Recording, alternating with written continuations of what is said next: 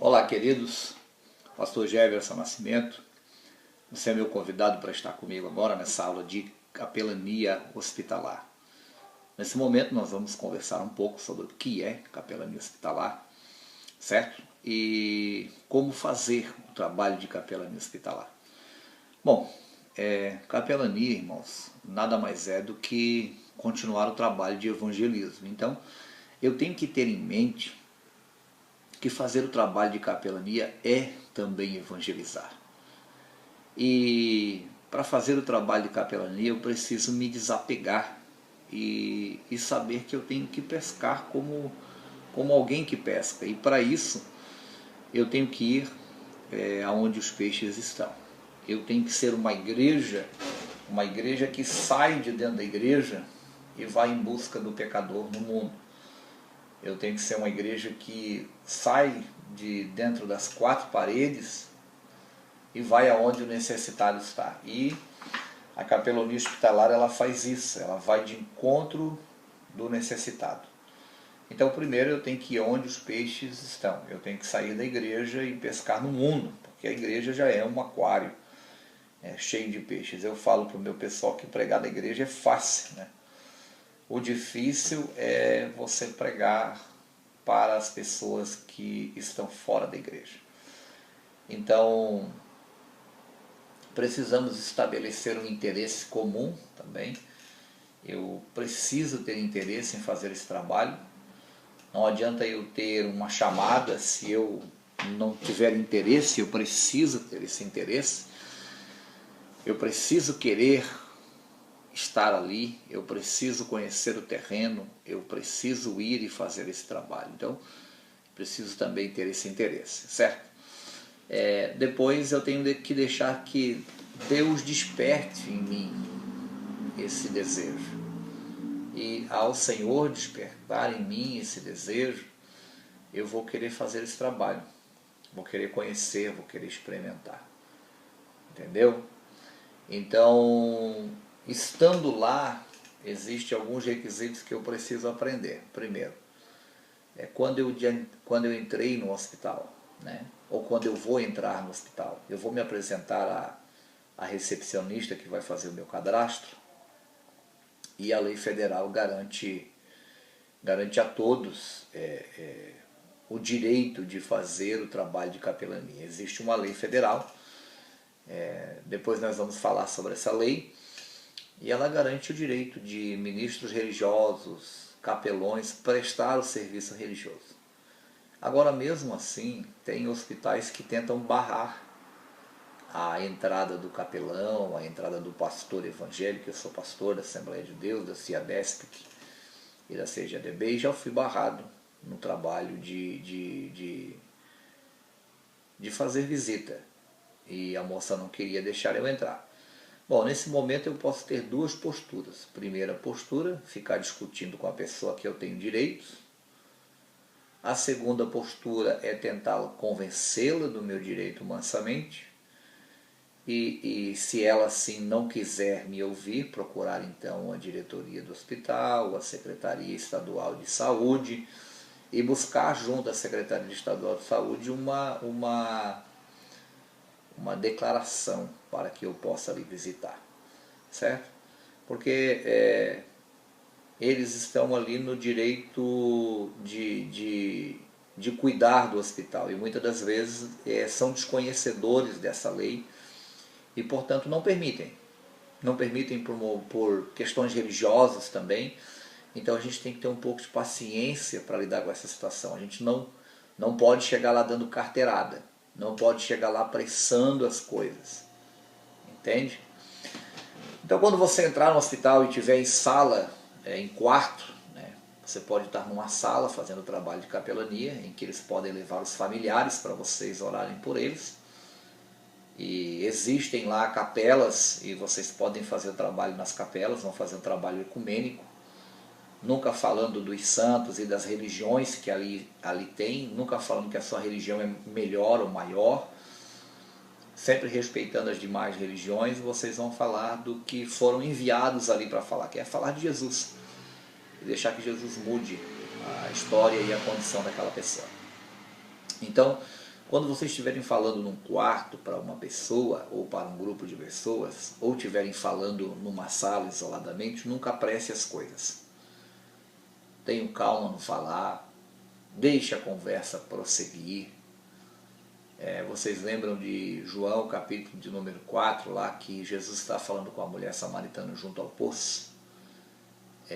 Deixe a conversa prosseguir com calma, sem apressar, não é? Então, não fale só você, porque muitas vezes a pessoa vai pregar Jesus para as pessoas e ela precisa estabelecer um diálogo e só ela fala. Ela chega lá e despeja na pessoa uma pregação de 1h30 inteira e a pessoa não consegue falar nada. Então ali você vai ouvir o que a pessoa tem a dizer e no momento certo você vai falar de Jesus com calma, sem pressa. Ah, pastor, mas aí eu não vou dar conta de visitar todos os quartos no hospital. Não tem problema. Se você um quarto, você já está ganhando, ok? Você precisa cultivar esse momento, não contender com a pessoa, né? Não contenda com a pessoa. Se a pessoa disser que não quer te ouvir, não contenda com ela. Eu já vi casos em que capelões dizem: você não quer Jesus, então você vai para o inferno. Você não quer uma oração, então vá para o inferno que o diabo está te esperando. Não se faz isso, irmãos, nunca. Tá? Nós não temos o direito de condenar ninguém. Nós estamos ali para levar vida e levar paz. Então, cultivar aquele momento, não contender com a pessoa. Se a pessoa não quiser, respeite o direito dela de não querer. Não se perca em problemas secundários, né? Tome cuidado para não se envolver em problemas do paciente. Esses problemas secundários, você nunca vai dar água para o paciente, você nunca vai se envolver em questões do paciente, da família, brigas familiares, problemas familiares, é dele, da família. Você precisa se colocar como ouvinte, sempre você vai ouvir mais do que falar. 70% você vai ouvir e depois 30% você vai falar. Sempre você vai ser um bom ouvinte. Depois você vai agir biblicamente, sempre biblicamente, né? Você vai ser claro no conteúdo que você vai falar, evitando chavões, evitando gírias e chavões evangélicos. Lá você não vai chamar ninguém de vaso, de varão.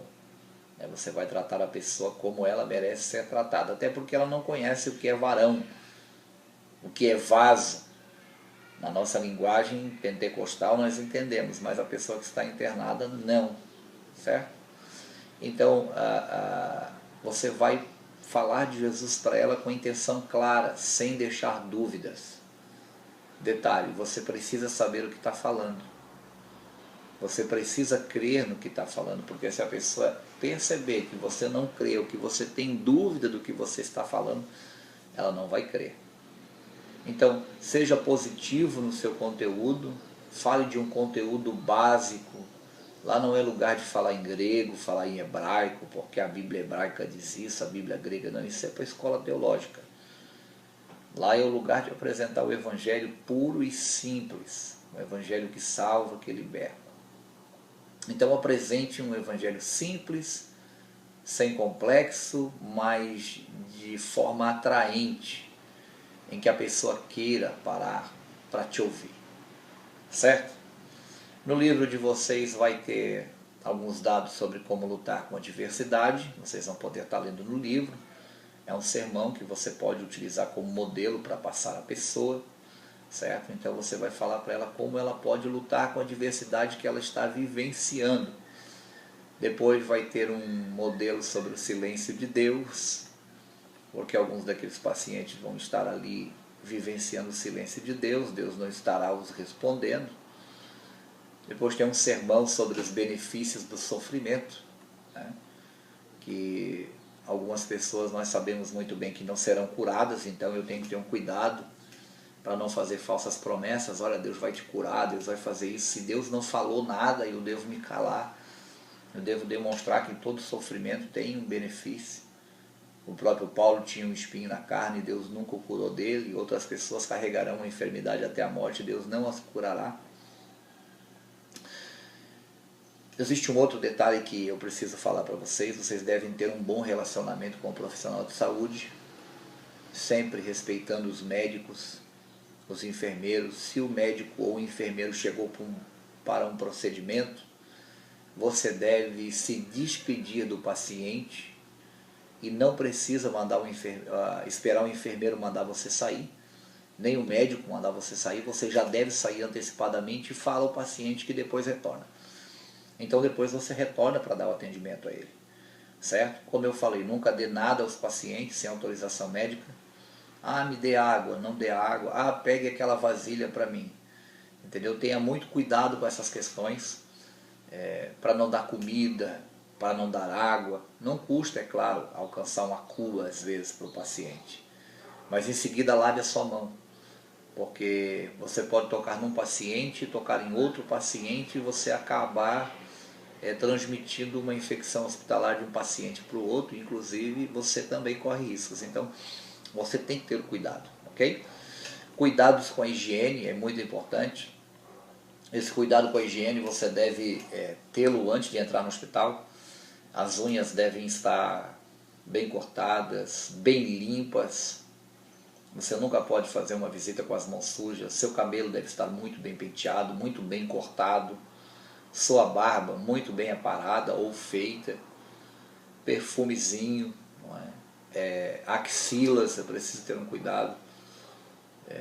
Porque tem pessoas que chegam fedendo sovaco e querem atender uma pessoa, a pessoa não a recebe. Irmãos, outra questão importante é a saúde bucal.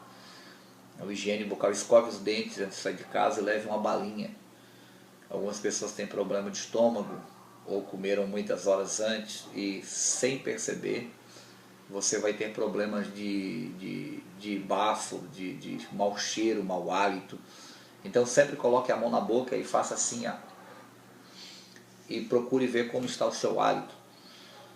Principalmente depois de você conversar muito tempo com a pessoa, o seu hálito provavelmente vai estar horrível por conta da salivação que você está tendo. Então tenha esse cuidado, né? Tenha esse cuidado. Então lave as mãos ao atender um paciente. Se for no mesmo quarto e você não tocou em nada, lave as mãos e vá atender o outro paciente.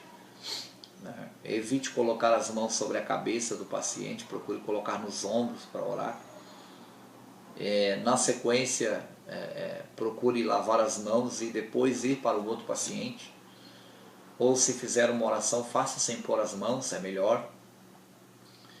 E não limpe ferida, não toque em ferida, não toque em nada do paciente. Não mexa em soro, não mexa em nenhum equipamento.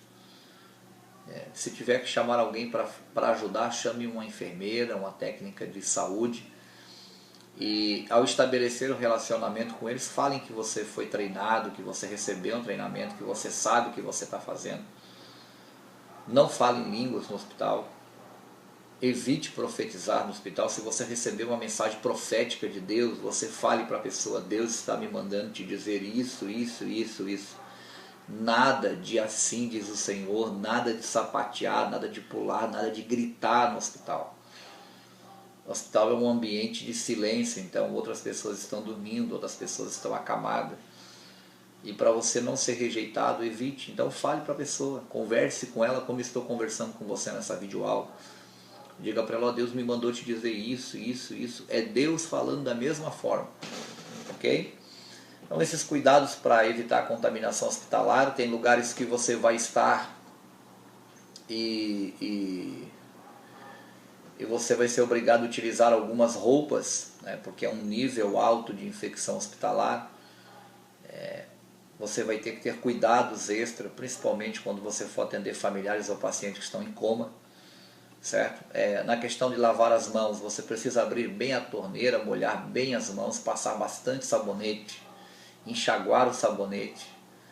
Depois em seguida buscar um papel toalha, de preferência branco, porque esses papel toalhas de outras cores são de papéis reciclados, eles possuem contaminação neles.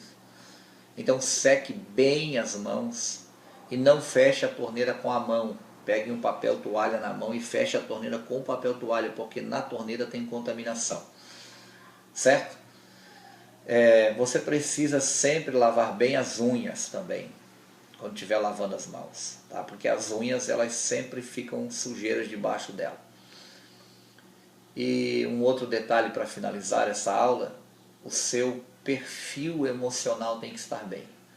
Se você exerce o trabalho de capelania e a sua saúde mental, sua saúde física e emocional e espiritual não está boa, você é quem precisa de ajuda.